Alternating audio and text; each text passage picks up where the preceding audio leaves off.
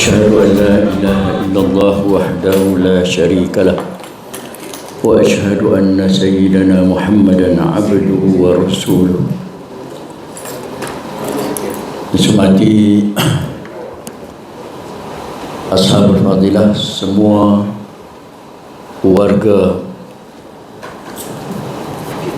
Parkim pusat kita, Cik Zul, tuan-tuan dan perempuan yang dikasihi sekalian. Alhamdulillah, kita bersyukur kehadiran Allah SWT kerana pagi ini Dr. Suariza. Alhamdulillah, pada pagi ini kita bersyukur kehadirat Allah Subhanahu wa Ta'ala kerana pada pagi ini kita telah sekali lagi, mungkin kita masih ingat, ini adalah kali yang ketiga program kita, majlis bacaan Al-Quran dan juga terjemahan dan juga tazkirah. Kalau kita masih ingat, minggu yang pertama kita telah membicarakan berkaitan dengan isu syukur kepada Allah Subhanahu wa Ta'ala. Dan minggu yang kedua, kali yang kedua ataupun seri yang kedua, kita membicarakan tentang kerja itu sebagai ibadah. Dan pada kali ini,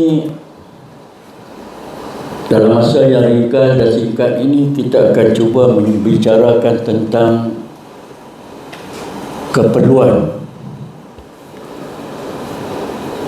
tuntutan menuntut ilmu itu satu keperluan. Pagi ini kita akan bicarakan tentang keperluan menuntut ilmu.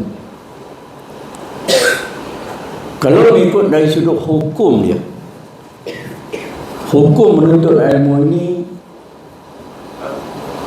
hukum dia apa dia? Wajib. Talabul ilmu fardhah.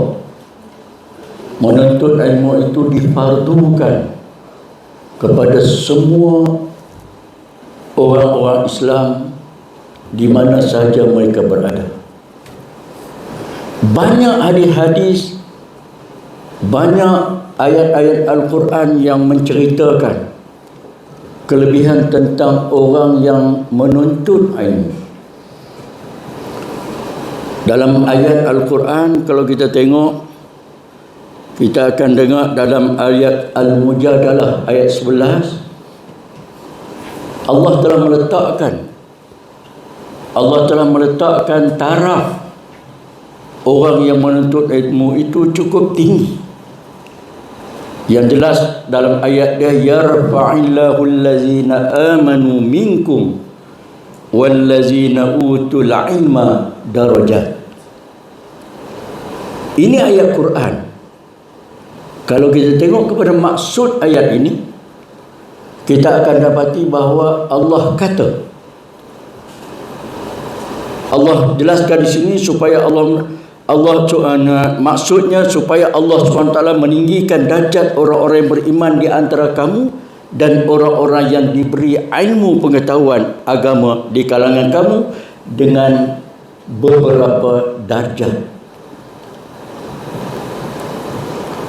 Jadi tuan-tuan dan puan-puan sekalian, makna menjadi satu keperluan kita disuruh tuntut ilmu. Bila kita sebut isu tuntut ilmu ini, mesti kita menghadirkan diri dalam majlis-majlis ilmu. Kita mesti menghadir. Dan ilmu apa yang kena tuntut dulu?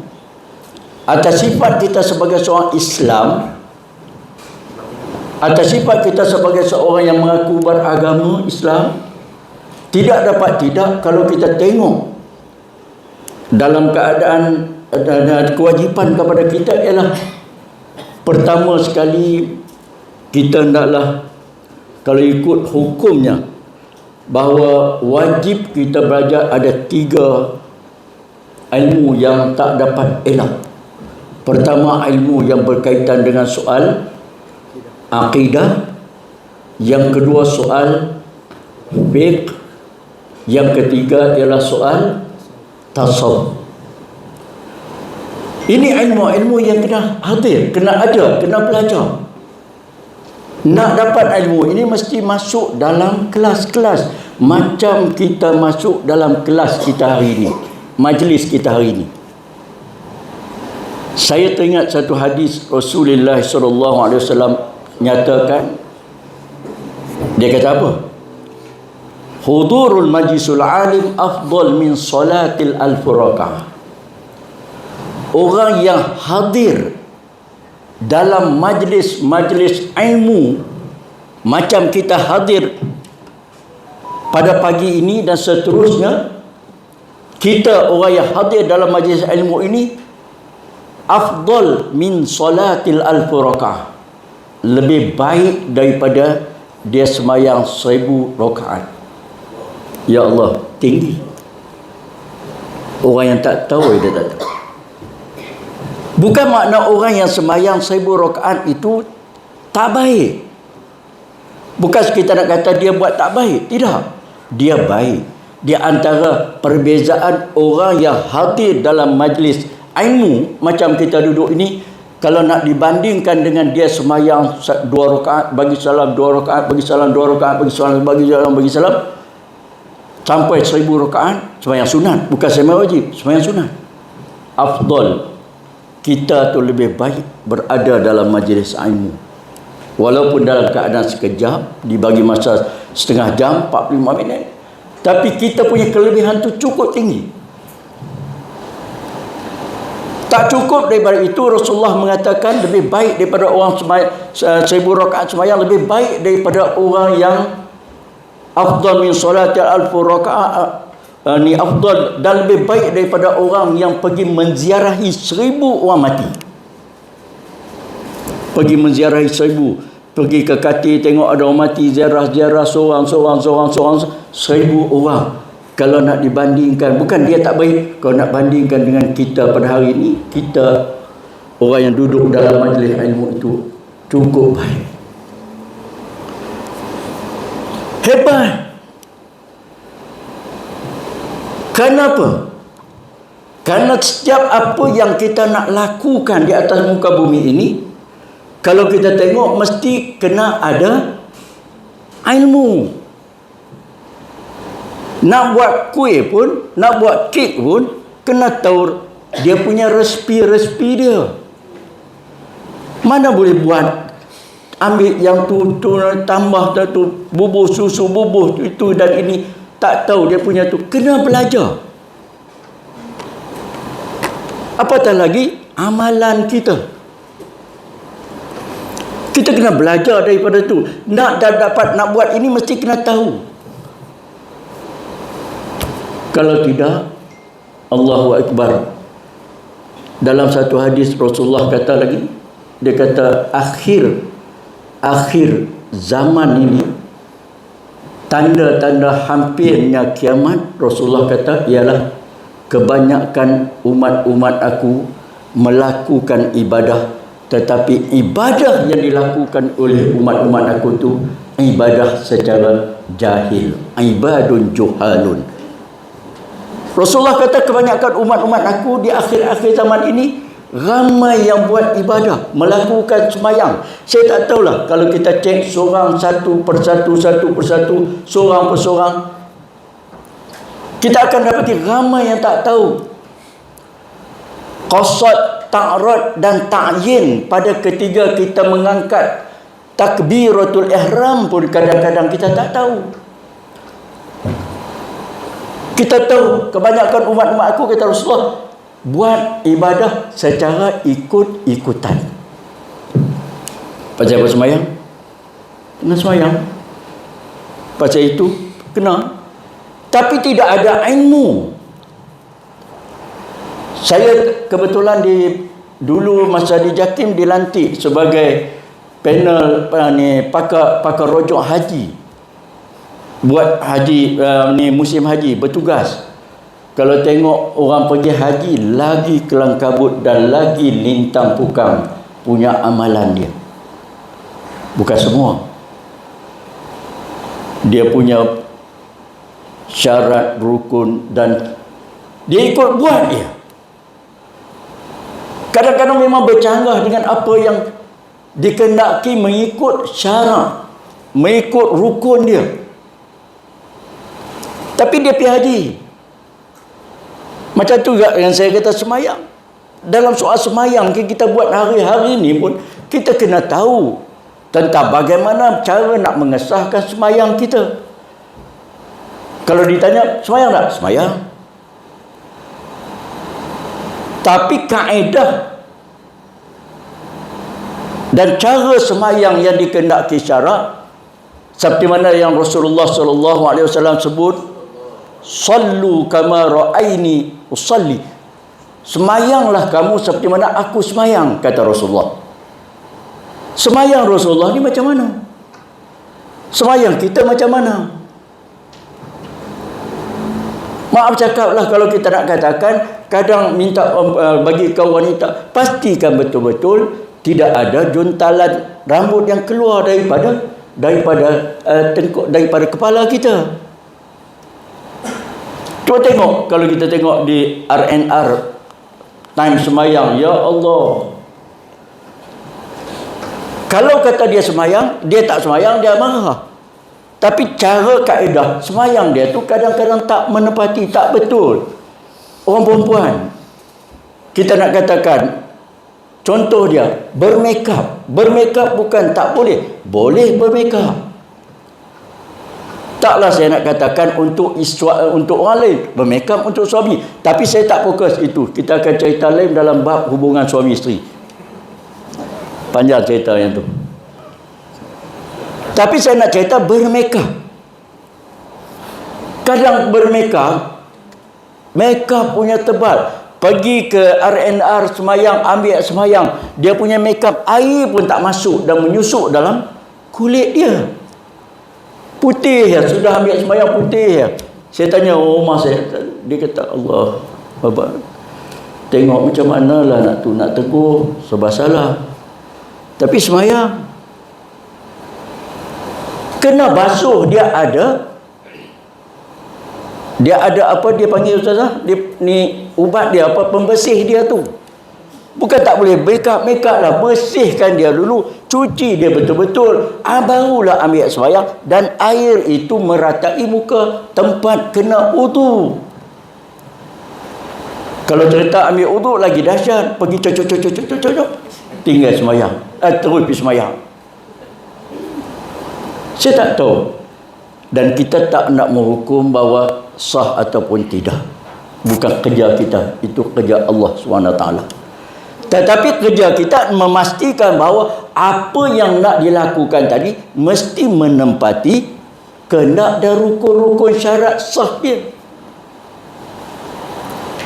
Dalam semayang memang lawan kerja dengan imam pun ada. Kalau orang utara dia panggil lawan ligan imam pun ada. Imam dah 2 rakaat, dia baru masuk, dia cucak, sama dengan imam. Imam bagi salam, dia pun bagi salam. Dia ligan imam saya. Ada yang tu masuk dalam keadaan dia sembahyang imam 2 rakaat, bila imam bagi salam, dia pun bagi salam. Imam 4 rakaat, dia 2 rakaat. Banyak. Maaf cakaplah kalau kita nak cari, nak melihat apa yang Rasulullah SAW sebut, kebanyakan umat-umatku di akhir zaman, tanda hampirnya kiamat ialah ramai yang melakukan ibadah tetapi ibadah secara tak betul, ataupun ibadun juhalun, ibadah secara jahil buat. Sebab itu, untuk menghindar daripada melakukan ibadah ini secara jahil, tak betul, maka tidak dapat tidak, kita mesti belajar. Kita mesti belajar Al-Quran. Al-Quran, kalau tak belajar, macam mana nak betulkan bacaan? Maaf cakaplah, kalau kita katakan Al-Quran, baca saja, bukan tak boleh. Baca. Belum ditadabbur, belum lagi ditafsir, belum lagi itu. Nak baca saja pun menjadi masalah. Makhraj hukum dia macam mana? Banyak lagi. Cukup banyak. Kalau orang yang berpuas hati dengan dia mengatakan bahawa dia dah sempurna, memang orang tu tak sempurna. Memang tak betul lah orang tu. Kalau dia dah kata cukup dah, saya dah alim dah, memang dia tak betul. Tak ada dalam istilah orang itu sudah lengkap. Belajarlah sejauh mana sekalipun, tak ada. Dia akan berjumpa satu-satu. Sebab ilmu Allah ini bukan sikit. Sebab itu tuan-tuan dan puan-puan sekalian, kita kena belajar supaya kita terkeluar daripada apa yang Nabi sebut, orang yang melakukan ibadah secara jahil. Dan kita kena keluar daripada satu hadis yang Rasulullah sallallahu alaihi wasallam sebut di dalam sabdanya, akhir-akhir zaman ini kebanyakan umat-umat aku Islam hanya dari sudut nama sahaja Islam, tetapi dari sudut amalan dia, seharian dia tidak melambangkan bahawa dia sebagai penganut Islam. Kalau orang kata kat dia kau bukan Islam, dia marah. Hakikatnya dia berada dalam keadaan yang tidak mempunyai kesempurnaan sebagai seorang Islam. Sebab itu tuan-tuan dan puan-puan sekalian, ringkasnya saya nak akhirkan, nak bagi satu motivate kenapa kita perlu mencari ilmu Allah SWT. Ada dalam satu hadis Nabi yang diriwayatkan oleh Abu Hurairah radhiyallahu anhu, di mana hadis ini agak panjang. Yang hadis ini bagi saya ialah satu hadis yang boleh memotivasikan kita bagi mencari ilmu Allah di atas muka bumi ini. Man salaka tariqan yaltamisu fihi ilma, sahhalallahu lahu bihi tariqan ilal jannah. Wa majtama'a qaumun fi baitin min buyutillah yatluna kitaballah wa yatadarasunahu bainahum illa nazalat alaihimus sakinah wa ghashiyatuhumur rahmah wa khaffathum malaikah wa zakarahumullahu fi man indah. Hadis sahih yang diriwayatkan oleh Abu Hurairah. Dia mengatakan Rasulullah pernah menyatakan, barang siapa, ini satu motivasi kepada kita, barang siapa yang menempuh satu jalan untuk menuntut ilmu, maka Allah akan memudahkan baginya jalan ke syurga. Jalan untuk nak ke syurga ialah, salah satunya ialah menuntut ilmu. Faham daripada hadis ini itu ya. Seperti mana yang saya jelaskan tadi, menuntut ilmu adalah merupakan salah satu saluran yang memboleh dan menyegerakan kita dapat masuk ke syurga Allah. Kalau tanya syurga Allah, tak ada seorang pun kita yang kata tak mau. Nak syurga? Nak neraka? Tak nak. Tapi kerja buat tak melambang dan menjurus kepada amalan ke syurga. Dalam kerja buat sehari-harian bercanggah dengan peraturan Allah Subhanahu wa taala. Tapi bila nak syurga, nak. Kalau tengok WhatsApp, bila tengok kematian, insya-Allah tunggu di pintu syurga. Kita bersama-sama ilal jannah, ke syurga, bersama berdua-duaan dalam syurga. Bagus. Bukan tak bagus. Tapi macam mana cara dan kaedah kita nak ke situ? Selalu kita lapar. Memang itu sebahagian daripada doa. Doa juga adalah ini cerita berdoa panjang. Doa juga, ringkas saya nak katakan, doa juga adalah merupakan satu senjata kita. Ini cerita doa, kita akan ada siri yang lain. Tetapi kaedahnya ialah kita jalan untuk menuju ke syurga ialah mesti cari tempat orang yang menjelaskan bagaimana cara nak masuk syurga. Memudahkan bagi yang menuntut ilmu menempuh satu jalan untuk menuntut ilmu, maka jalannya akan memudahkan masuk syurga. Kena cari. Sebab hebat, macam saya tak perlu ulang lagi, hebat orang yang tuntut ilmu. Sebab ini lepas tu kalau ada kelas, kalau ada apa juga di masjid kita, di surau kita, di rumah kita, di mana-mana saja tempat yang ada orang menaburkan ilmu-ilmu agama khususnya, maka jangan tinggal. Sebab ini adalah laluan dan tempat kita nak ke sana. Sebab tanpa ilmu kita tak mungkin dapat melaksanakan ibadah yang baik. Tanpa ibadah yang baik kita tak mampu untuk masuk ke syurga. Mudah saja. Jadi kita kena buat. Dan ringkasnya lagi ialah tidaklah satu kumpulan berkumpul di dalam sebuah rumah di antara rumah-rumah Allah membaca kitab Al-Quran dan mempelajarinya sesama mereka, melainkan akan turun kepada mereka sakinah ataupun ketenangan. Ini Nabi kata. Di antara ilmu-ilmu lain juga ialah hidupkan perhimpunan seperti mana yang kita ada hari ini. Hadirkan dalam mana-mana juga perhimpunan dalam kawasan karya kita. Hidupkan juga perhimpunan secara kecil-kecilan semasa kita berada dalam keluarga kita. Kalau dah besar tak boleh pergi, tak apa. Kalau yang surau tak boleh, tak apa. Dalam rumah tangga kita. Alangkah indahnya selepas sembahyang maghrib berjemaah dengan isteri, suami. Selepas itu kita ada sedikit bacaan hadis. Kita baca seorang satu muka Al-Quran.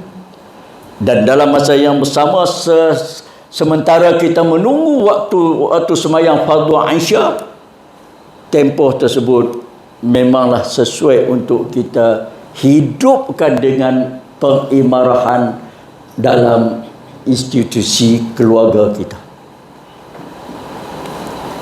Bukan pukul 8 kita habis masa dengan berita. Bukan habis masa dengan benda-benda. Infakkan masa kita bersama keluarga tadi. Paling tidak pun kita baca Al-Quran seorang sikit. Paling tidak pun ada, suami tak boleh baca, isteri baca. Baca, ada terjemahan sikit. Dan kalau kita tengok terjemahan tadi, terjemahan tadi yang dibaca tadi, malaikat bertanya kepada Allah, kenapa nak dihidupkan? Kenapa nak dihidupkan? Dilantik manusia menjadi khalifah. Sedangkan di terjemahan-terjemahan ini adalah merupakan satu benda yang boleh membuka minda kita. Kita dilantik oleh Allah. Ada orang komplain. Siapa komplain dia? Malaikat komplain. Kenapa malaikat komplain? Malaikat kata, manusia ni bila dilantik sebagai khalifah di muka bumi ini, dia akan merosakkan, menumpah darahkan. Betul tak? Apa yang berlaku hari ini? Memang betul. Kalau kita tengok pada terjemahan ayat yang kita cuba bentukkan, cuba ingatkan, ini jelas. Kenapa berlaku? Ini dia sebab dapat satu ayat pun cukuplah dalam peimarahan dalam tempoh maghrib kepada Isya. Baca Quran. Jadi tuan-tuan dan puan-puan sekalian, maknanya di sini kita berkumpul di antara rumah-rumah Allah, membaca kitab Allah dan mempelajari sesama mereka. Makna baca kitab Allah, baca Al-Quran.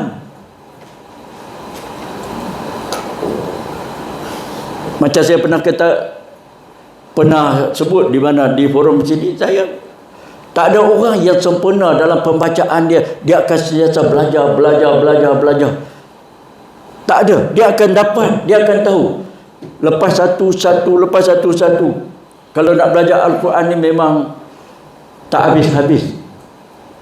Jadi tuan-tuan dan puan, semua ini kalau berlaku dalam kehidupan kita, dengan kita belajar ilmu, dengan kita mengimarahkan rumah kita, rumah-rumah Allah, masjid-masjid kita hadir, dengan kita membanyakkan membaca Al-Quran sesama kita, insya-Allah Rasulullah kata akan turun kepada mereka sakinah, iaitu ketenangan, taklah panas baran tak tentu arah. Dia jadi tenang. Dia jadi tenang dalam rumah tangga kita. Meliputi ke atas mereka rahmat dan dinaungi oleh malaikat, serta Allah SWT akan menyebut mereka pada malaikat yang berada di sisinya. Malaikat akan memberi rahmat kepada kita. Dan saya yakin semua ini kita tahu. Cuma pelaksanaan dan cara kaedah kita nak melakukannya tadi, mesti kita kena buat. Macam kita buat program kita hari ini, kalau ikut hati memanglah saya ada program di lain, tapi saya kata saya nak main juga pada pagi ini untuk tujuan tadarus kita dan juga untuk tujuan sedikit perkongsian ilmu berkaitan dengan apa yang tu. Istiqamah adalah satu sifat yang kena ada kepada kita dalam menuntut ilmu. Apa itu istiqamah? Istiqamah ialah sentiasa melakukan dia. Tak boleh banyak, jangan tinggal semua. Istiqamah macam tu. Tak boleh buat, jangan tinggal semua. Kena buat. Tak boleh satu ayat yang kita nak baca tiap-tiap hari. Azam kita tiap-tiap hari, kalau kita tak boleh baca 2 muka, kita baca semuka. Tak boleh baca semuka, kita baca setengah muka. Tak boleh baca setengah muka, kita baca 1 ayat. Cukup istiqamah. Jangan sekali baca bulan puasa, khatam punya sedap 30 juzuk, habis mai Syawal dia tutup Quran, dia letak situ, langsung tak baca. Tak istiqamah, tak cantik. Kita kena baca. Sebab itu saya selalu pesan kepada karya saya kata sampai sekarang ni pun kita hidupkan juga kelas tadarus. Bukan tadarus wanita muslimah. Tadarus wanita ini dibuat pada bulan puasa saja. Tidak. Lelaki pun ada. Tiap-tiap lepas maghrib, lepas isya, ada kumpulan tadarus yang mereka buat seminggu 2 ataupun 3 malam sekali. Seminggu. Yang perempuan tiap-tiap hari satu, tiap-tiap ayat tadarus. Bukan tadarus Ramadan, tetapi tadarus untuk sepanjang tahun. Jadi tuan-tuan dan puan-puan sekalian, kita kena buat. Kita kena lakukan secara konsisten. Tak boleh sikit, tak boleh banyak, sikit. Begitu juga dengan sedekah pagi dan tak boleh RM1, RM10, RM3, RM5. Tak boleh RM5, bagilah 50 sen pun tak apa. Tetapi istiqamah, iaitu konsisten tadi, bagi duit. Bagi. Jadi ini yang perlu kita lakukan untuk tujuan. Banyaklah tentang kelebihan menuntut ilmu yang ada di sini, yang saya rasa perlu dilihat. Tapi cukup saya nak katakan di sini bahawa menuntut ilmu adalah kewajipan kepada kita. Jangan tinggal, jangan itu dan jangan ini, alasan-alasan lain. Tak ada alasan. Saya faham wanita sibuk dengan anak-anak dan suami. Lelaki pun sama juga, sibuk mencari nafkah dan sebagainya. Jadi tak bolehkah kita mencuri istilah mencuri sedikit masa untuk kita mencari ilmu, terutamanya dalam soal pembacaan Al-Quran, terutamanya dalam soal fiqh, semayang kita, puasa kita, zakat kita, terutamanya dalam soal-soal yang berkaitan dengan tasawuf, akidah telah hari ini minta maaf cakap dalam soal akidah budak-budak nak sebut wujud sifat 20 tu pun dah kelang kabut. Jadi tak tahulah, ini panjang cerita kalau nak dipaparkan pada hari ini, tapi cukup saya katakan untuk menyelamatkan diri kita, isteri dan suami kita. Jadi elok kita dekati rumah-rumah Allah dan elok kita dekati majlis-majlis ilmu yang ada di mana-mana saja. Dan kalau kita memilih untuk memilih majlis ilmu itu dalam bentuk online dan sebagainya, tolong pastikan guru yang mengajar tadi ada keyakinan dia mampu untuk membawa kita ke arah yang tepat dan betul. Ada orang berguru dengan online. Saya tiap-tiap pagi kalau saudara-saudari nak mendengar kuliah subuh, tiap-tiap pagi saya tak pernah tinggal kuliah subuh, walaupun di masjid tidak ada online secara Facebook, secara ni kita ambil satu online yang dibuat oleh yang diberi oleh Tuan Guru Tokku Pasir Gudang. Tulis itu, cuba type tengok Tokku Pasir Gudang. Dia ni adalah satu guru yang saya rasa mampu untuk membawa kita, menyedar kita untuk kita mendapat sedikit ilmu. Dia waktu dia pukul 6.30 hingga 7.30, hampir 1 jam. Tokku Pasir Gudang, type situ dia akan keluar lah live dia tiap pagi. Dia punya pengikut dia hampir 3,000 satu pagi. Kalau tengok dalam tu 3,000 satu pagi yang ikut dia punya ni. Jadi kita cari, boleh cari, bukan tak boleh, tetapi lebih afdal kita cari yang bersemuka. Jangan kata yang tu, yang bersemuka itu lebih baik dan lebih betul. Jadi tuan-tuan dan puan-puan sekalian, saya ingat itu sedikit sebanyak yang dapat kita kongsi pada hari ini. Mudah-mudahan apa yang saya sampaikan tadi insya-Allah akan menyedarkan diri saya, isteri dan keluarga saya sendiri dan kepada kita bersama warga Perkim insya-Allah. Mudah-mudahan kita semua dirahmati oleh Allah Subhanahu wa taala. Aqulu qawli hadza wa astaghfirullahal azim li wa lakum. Wassalamualaikum warahmatullahi taala wabarakatuh.